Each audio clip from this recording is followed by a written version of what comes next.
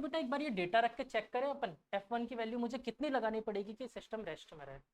यही फॉर्मूला लगाना, F1/A1 equal to F2/A2। तो देखो F1 इज इक्वल टू क्या आया मेरे पास, A1/A2।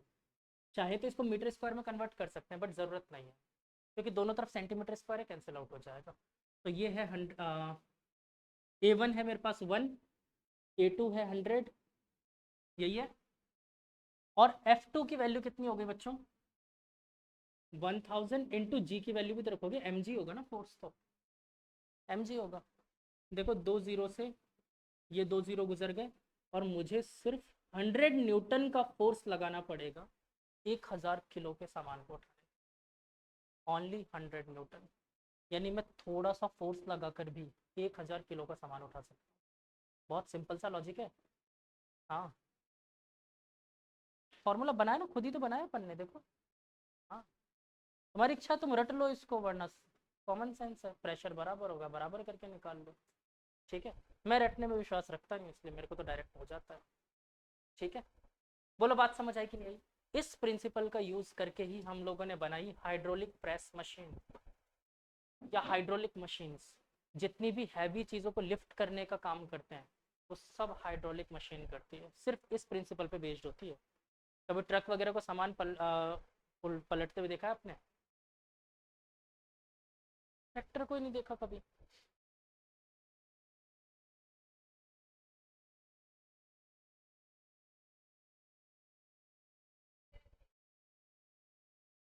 अरे ट्रैक्टर वगैरह ऐसे करके ट्रॉली से सामान गिराते हैं, कभी नहीं देखा? देखा है ना, फिर हर चीज़ में मना क्या कर देते हो? कैसे पलट देता है वो सामान? वो भी इसी प्रिंसिपल पे काम कर रहा होता है, हाइड्रोलिक प्रेस। वो इसका अपग्रेडेड वर्जन है, अपग्रेडेड वर्जन है। इनफैक्ट आपके कार वगैरह में ब्रेक, वो भी इसी के प्रिंसिपल पे लगती है। ब्रेक ऑयल डालते हैं उसमें, तो ब्रेक ऑयल यही होता है जो इसमें पानी भर रहे हैं अपन। ठीक है, पानी उसमें यूज़ इसलिए नहीं लेते क्योंकि कंपोनेंट्स में रस्टिंग हो सकती है, इसलिए ब्रेक ऑयल यूज़ लेते हैं अपन। ठीक है, बाकी सेम काम है। बात समझ आई?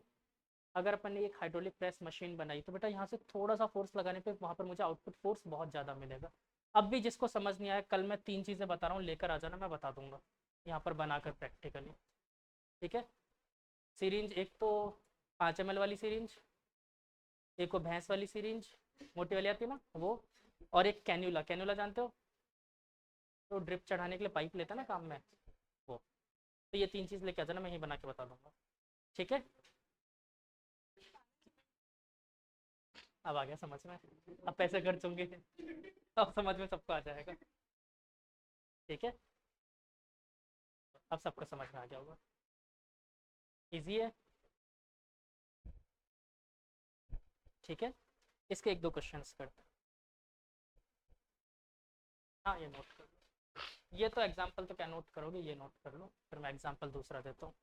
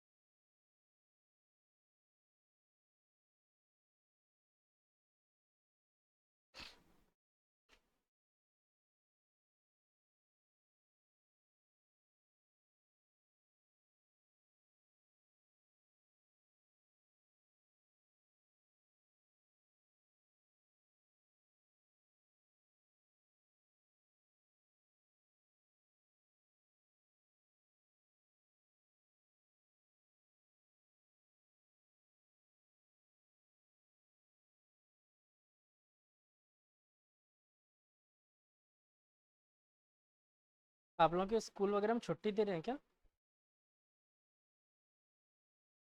आगे 3 4 दिन की छुट्टी, ऐसा कुछ है क्या अभी? सुनने में आया शायद कलेक्टर डिक्लेयर कर रहे हैं ऐसा कुछ छुट्टी वगैरह। 12 से 15 तक, मे बी। कुछ ऑफिस में तो कर दिए, बाकी पता नहीं।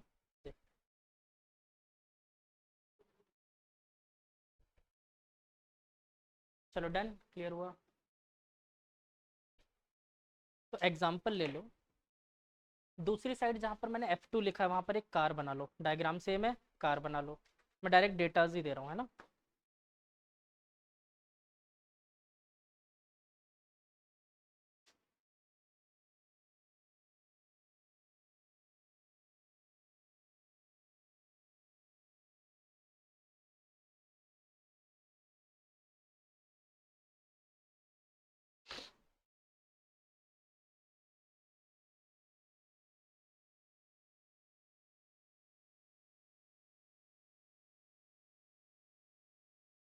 तो बेटा इस बार एरिया ना दे करके मुझे रेडियस दे रखा है, ठीक है।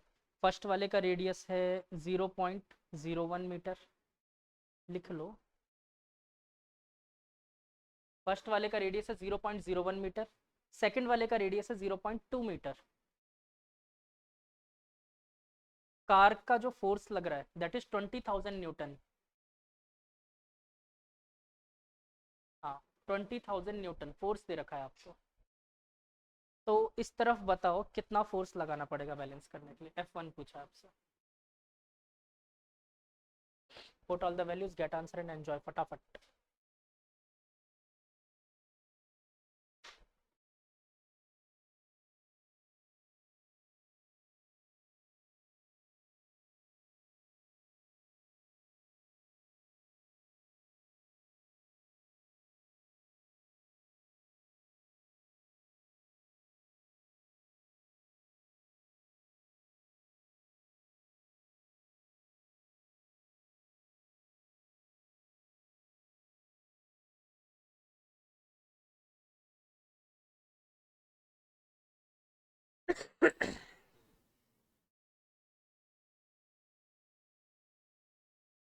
फटाफट निकालो आंसर बच्चों, क्या हो गया।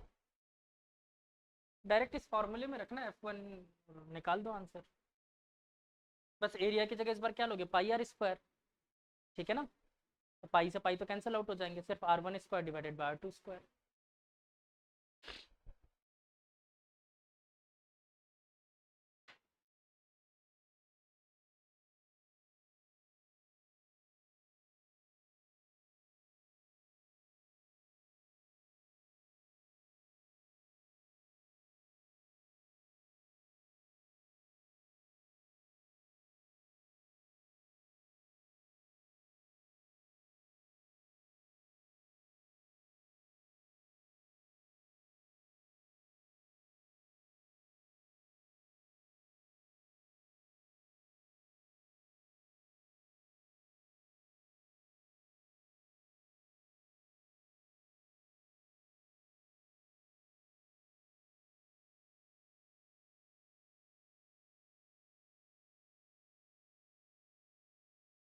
हाँ बेटा,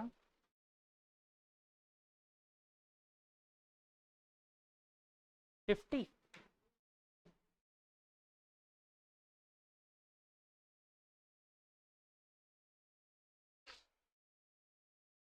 डन। चलो अगला क्वेश्चन है आपके पास, मैं लिखवाई दूंगा डेटास।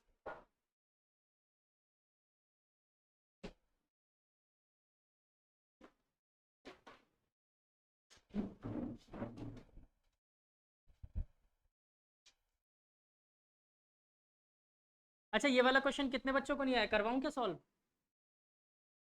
देख लो यार, मैं करवाई देता हूँ।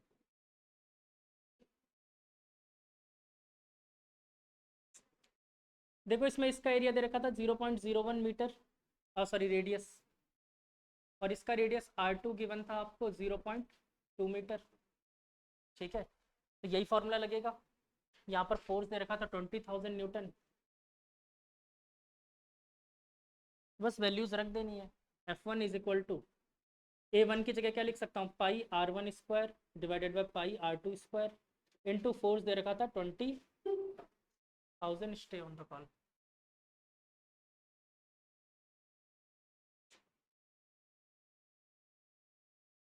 हाँ हाँ, ठीक है, देखो पाई से पाई गुजर गया, R1 का स्क्वायर बेटा 0.01 का स्क्वायर क्या होगा 0.001, R2 का स्क्वायर 0.2 का स्क्वायर 0.04, ठीक है, और इंटू 20,000, 2 पॉइंट से 2 पॉइंट और 2 जीरो गए, कैलकुलेशन कर लेना, ये गया 200 से 50 बार, 50 न्यूटन, 50 न्यूटन का फोर्स लगाकर मैंने 20,000 न्यूटन बैलेंस कर लिया, यानी एक उंगली से मैं एक कार को उठा सकता हूँ। ये होती है हाइड्रोलिक प्रेस की पावर, ठीक है, ये होता है हाइड्रोलिक प्रेस मशीन। बोलो क्लियर हुआ कि नहीं हुआ? डन, इजी था।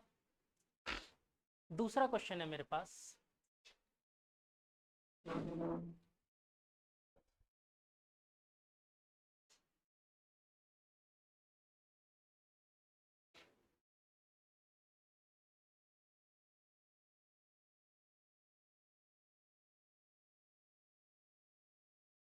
लिखना था क्या ये?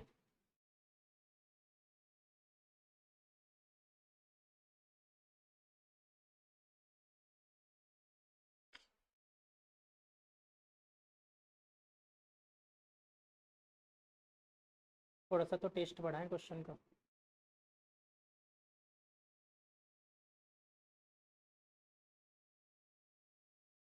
ये एक स्प्रिंग लगा हुआ था इधर, जिसका स्टिफनेस था 1600 न्यूटन पर मीटर। यहाँ पर एक दूसरी मास बॉल रखा हुआ था, इस बॉल का मास था 40 kg, ठीक है, ये पिस्टन का मास नेग्लेजिबल है, इसको काउंट मत करना, ज़रूरत नहीं है। तो आपसे मेरा क्वेश्चन ये है कि ये इक्विलिब्रियम में आने के लिए कितना कंप्रेस कर रही होगी स्प्रिंग को, स्प्रिंग के अंदर कंप्रेशन कितना होगा?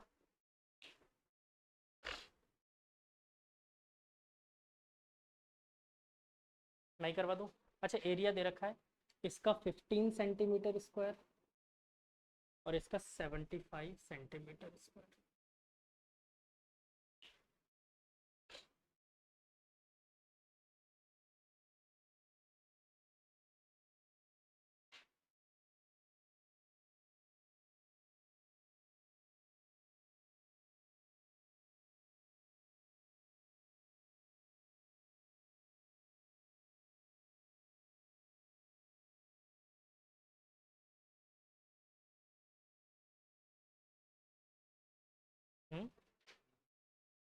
ज़ीरो हो सकता है, चेक कर लो।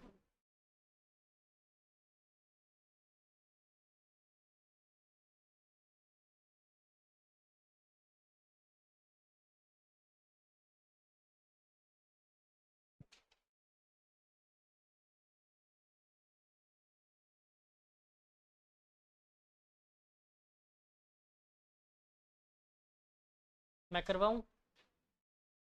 देख लो फटाफट, बहुत आसान क्वेश्चन था बेटा, फिर से वही करना था, F1/A1 इक्वल टू F2/A2।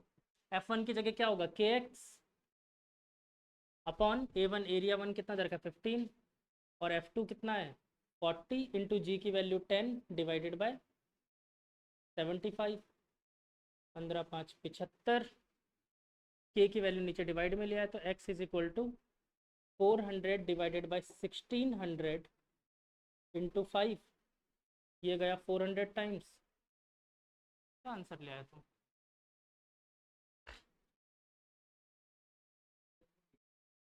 हाँ तो बेटा ये तो मैंने चेंज इसलिए नहीं किया क्योंकि ज़रूरत ही नहीं है ना, कैंसिल आउट हो जाते हैं दोनों अपोजिट। लो इधर भी लिख लो 10⁻⁻⁴, इधर भी लिख लो 10⁻⁻⁴, हो गए कैंसिल आउट, फायदा क्या है? हाँ तो आंसर मीटर में आएगा, अभी आंसर जो निकल रहा है एक्स का वो मीटर में आएगा। चलो, तो 1/20 इंटू 10⁻⁻² मीटर, जिसको मैं सेंटीमीटर में क्या बोल सकता हूँ 0.5 और 0.5, सिर्फ इतना सा कंप्रेस होगा स्प्रिंग, ठीक है, 0.05 सेंटीमीटर। मीटर में बोल सकते हो 5 × 10⁻⁴ मीटर, ठीक है, ना के बराबर कंप्रेशन। डन, समझ आया? अब चलो मेरे लास्ट क्वेश्चन पे।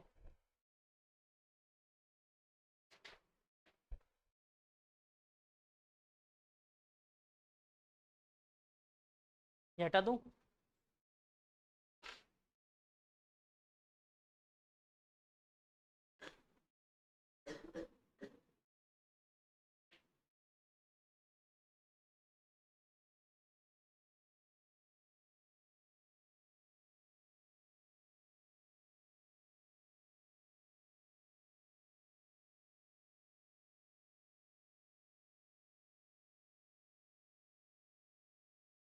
तो बच्चों ये एक कंटेनर था, इसमें मेरा फ्लूइड इसके सेंटर के अबाउट रोटेट कर रहा है, ठीक है, कर दो एडमिट।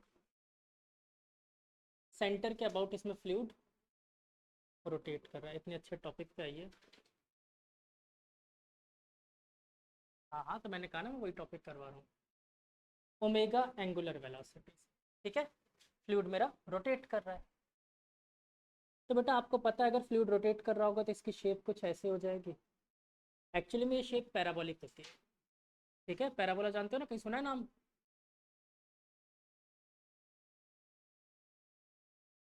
अच्छा नहीं लग रहा क्या देखने में? नहीं लिखना, बता दिया आपसे, नहीं लिखना,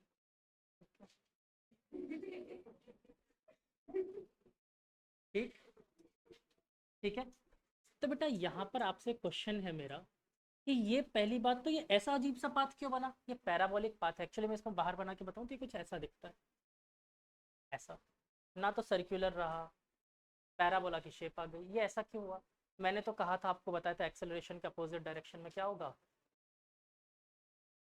मतलब परपेंडिकुलर अपना नेट एक्सेलरेशन सरफेस होगा, नेट एक्सेलरेशन के परपेंडिकुलर।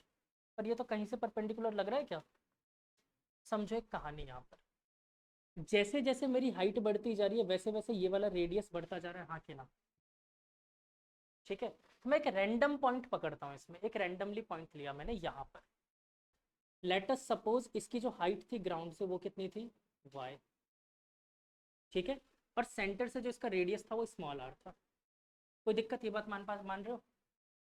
देखो इसमें दो एक्सेलरेशन काम कर रहे होंगे, एक एक्सेलरेशन तो नीचे लग रहा होगा mg, ये तो कहीं पे भी किसी पॉइंट पे चल जाओ सेम ही रहेगा। लेकिन चाहे तो सूडो फोर्स से समझो इधर की तरफ, या फिर आप नेट एक्सेलरेशन से इधर समझो, net force toward the centre, centrifugal force या सेंट्रीपिटल फोर्स। मैं फिलहाल सेंट्रीफ्यूगल लगा देता हूँ। क्या सेंट्रीफ्यूगल फोर्स इधर की तरफ नहीं काम कर रहा होगा, m ओमेगा स्क्वायर r काम कर रहा होगा? और जैसे जैसे हाइट बढ़ रही है r की वैल्यू बढ़ती जा रही है, तो देखो हर सिचुएशन में नेट एक्सेलरेशन की डायरेक्शन धीरे धीरे बढ़ती जाएगी, बढ़ती जाएगी, बढ़ती जाएगी, सरफेस के अकॉर्डिंग परपेंडिकुलर बढ़ता जाएगा, हर पॉइंट पे अलग अलग होगा। तो बोलो ये बात क्लियर है कि नहीं है? तो एक रैंडम पॉइंट पर, इस पॉइंट पर अगर मैं इसका थीटा निकालना चाहूँ, टेन थीटा, क्या होगा? क्या पढ़ा था अपन ने? ए अपॉन जी, ए अपना ये वाला एक्सेलरेशन इधर की तरफ हुआ करता था, जी ये वाला हुआ करता था। तो ए एक्सेलरेशन देखो इधर कितना हो गया, ओमेगा स्क्वायर आर, और ये एक्सेलरेशन कितना हो गया, जी, ये होगा टेन थीटा। अब बचपन की एक बात याद दिलाता हूँ, tan theta is treated as the slope d y by d r, x नहीं है यहाँ पर, आर की जगह, एक्स की जगह, एक्स एक्स की जगह आर लिया है, d i by d y by d r. अब यहाँ पर क्या मैं बोल सकता हूँ, omega square r by g, d r को इधर भेज दिया और इधर इधर कर दिया डी वाई, और इंटीग्रेशन ऑन बोथ साइड। मुझे पूरा सॉल्व करके वाई निकालना था, निकाल सकते हैं? देखो यहाँ पर आर डी आर का इंटीग्रेशन, ओमेगा स्क्वायर जी तो कांस्टेंट, आर डी आर का इंटीग्रेशन क्या होगा, आर स्क्वायर बाय 2, और पहले से था जी और ओमेगा स्क्वायर, और यहाँ पर क्या आ जाएगा, वाई।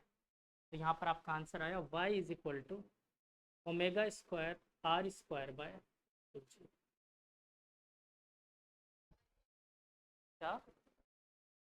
डी वाई का इंटीग्रेशन वाई होता है ना, ठीक है, बस तो आसान सा ही था, ऐसा कोई डिफिकल्ट टॉपिक नहीं था।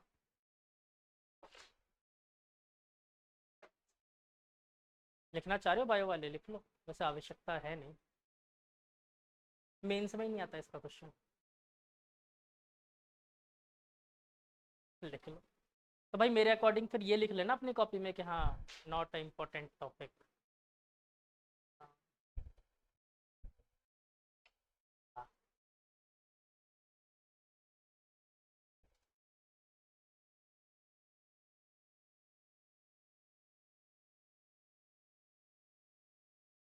बायो, हाँ केमिस्ट्री में सबके लिए होता है वो, मैंने पढ़ी है।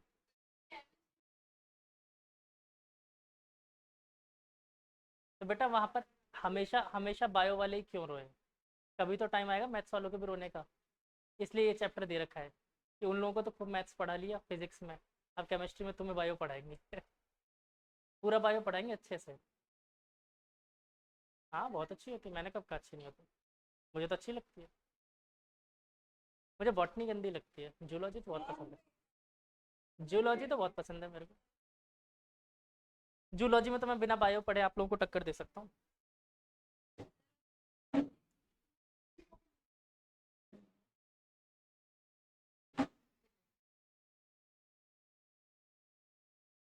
अभी 2-3 साल पहले एक बार मेरे मन में आई थी कि मैं भी नीट का एग्ज़ाम दे देता हूँ एक बार। हाँ तो ऐसे ही। नहीं लेकिन फिर बायो चाहिए ना 12th में। 12th के मार्कशीट बायो के साथ चाहिए ना, मैं दे नहीं सकता ना, अलाउड नहीं है। 12th में बायो होना कंपलसरी। बॉटनी नहीं आती मैं कहता रहा हूँ, लेकिन मुझे ये तो पता है फिजिक्स केमिस्ट्री और जूलॉजी के दम पे मैं बहुत कुछ निकाल लेता। PCM थी मेरे पास, बी नहीं थी। फेल हो जाता बॉटनी में। मुझे याद ही नहीं होती, बड़ी मुश्किल से तो वो नाम पाइसम सेटाइवम याद हुआ था मुझे। कितने नाम याद करे थे, पाइसम सेटाइवम विग्ना मूंगो डॉकस कैरोटा। आ, फिर ये एसिड्स के नाम मैलिक एसिड और ये सब जिसमें प्रेजेंट होते हैं, सिट्रिक एसिड उसमें। फिर सबसे बेकार काम था कि किस में कितने पेयर्स ऑफ डीएनए प्रेजेंट होते हैं, ये प्रॉब्लम और होती है। जैसे मैंने इसमें पढ़ा था, जैसे ह्यूमंस के अंदर तो अपन को पता है कितने पेयर्स ऑफ डीएनए होते हैं। डीएनए के मतलब क्रोमोसोम कितने पेयर्स होते हैं? ठीक है। टोबैको में?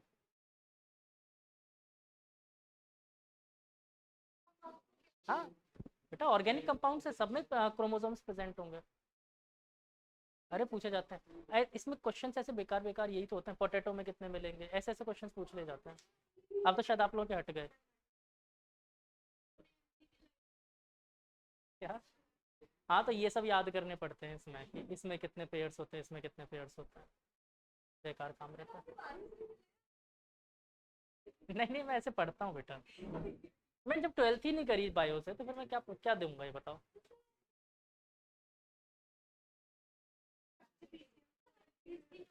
मेरे को पढ़ने में मजा आता है तो मैं पढ़ लेता हूँ कोई भी सब्जेक्ट उठाकर, ऐसा नहीं है मेरे को नफरत नहीं है किसी सब्जेक्ट से। ऐसा नहीं है, मैंने बॉटनी भी नहीं पढ़ने की कोशिश की, पढ़ने की कोशिश की है, हुई नहीं मेरे से।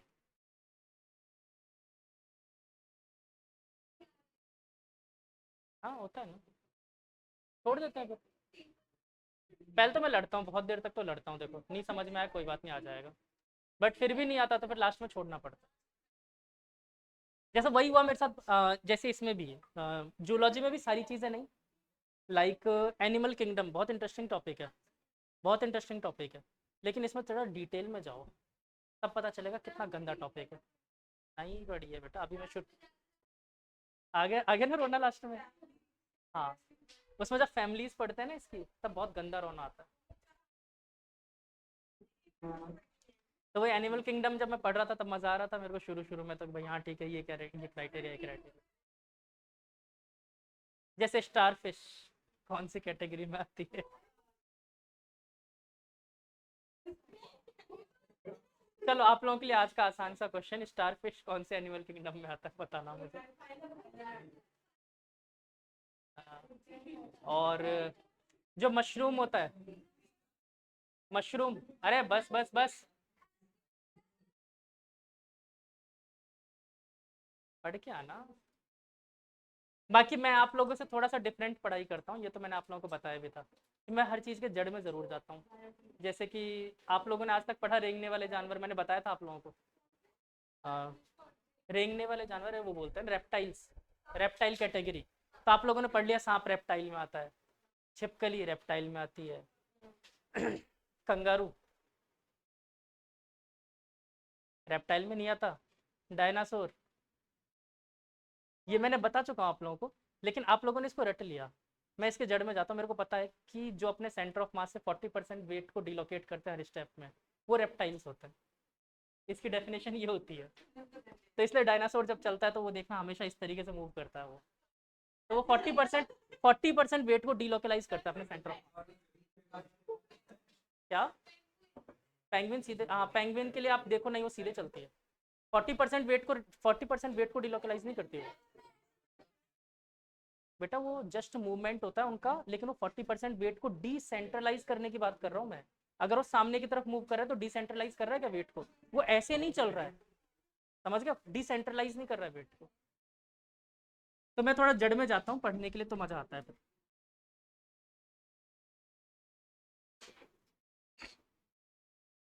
चलो आज के लिए काफी है, फिर नेक्स्ट क्लास में बैरोमीटर मैनोमीटर वगैरह शुरू करेंगे अपन। ठीक है, थोड़ा सा और मजेदार टॉपिक हो, थोड़ा सा प्रिपेयर रहना। और हाँ, मैंने बोला ना इंटरेस्टिंग चैप्टर है, अच्छा चैप्टर, मजा आएगा। आप लोगों के रोने के दिन एक्चुअली में खत्म हो गए, वो सिर्फ रोटेशन तक थे, इसके बाद अब रोने के दिन नहीं है। वो इसलिए आता है क्योंकि लोग रोटेशन के बाद ऐसा डर जाते हैं कि वापस पढ़ते ही नहीं। आप लोगों को मैंने क्या कहा था पहले दिन, ये बात बोल दी थी कि रोटेशन को लेकर मत चलना। वहां पर बच्चे इतना ज्यादा डर जाते हैं कि उसके बाद उन्हें समझ में आना बंद हो जाता है। तो मैंने वो डर खत्म किया ना आप लोगों का। और देख लो, आपको खुद ही नहीं लग रहा देखकर है कुछ?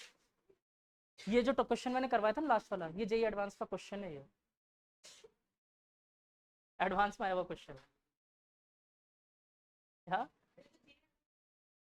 हाँ तो नहीं आएगा, मैं कब कह रहा हूँ आएगा, तो इसलिए तो मैंने बायो वालों को नहीं करवाया ना क्वेश्चन।